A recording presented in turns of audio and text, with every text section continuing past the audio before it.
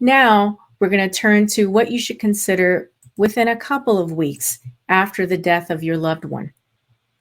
You want to secure certified copies of death certificates.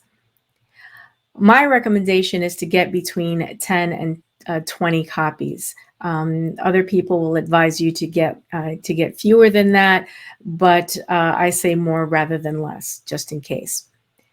Death certificates are going to need to be presented when closing bank and brokerage accounts and filing insurance claims and registering the death with governmental agencies, among other things.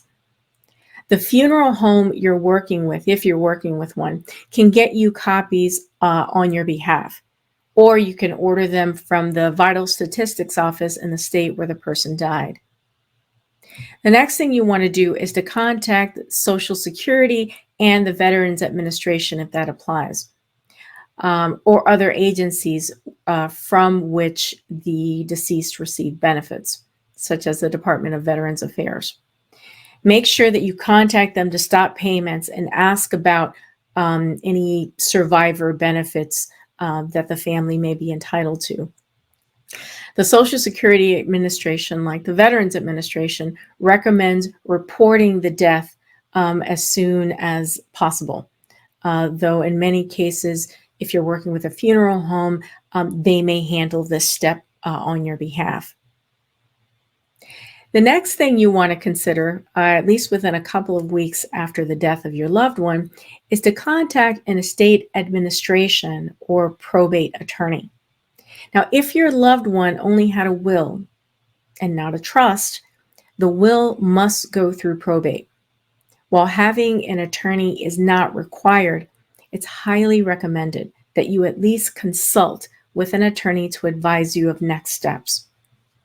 Now, the will needs to be presented to a court to determine its validity. And once that's done, the court's going to authorize a personal representative, also known as an executor, to begin closing the accounts, opening estate accounts, and marshaling assets. If there's no will, then the court will appoint a personal representative. The laws of intestacy will determine how your loved one's estate will be distributed in the case that there isn't a will. The personal representative's job is the same whether there is a will or not. That representative is going to ensure that creditors are notified and that any taxes owed are paid by the estate. Now, there are many other requirements during the probate process. That's why I said having an attorney by your side can give you peace of mind that you are following the law and meeting the court's very strict requirements.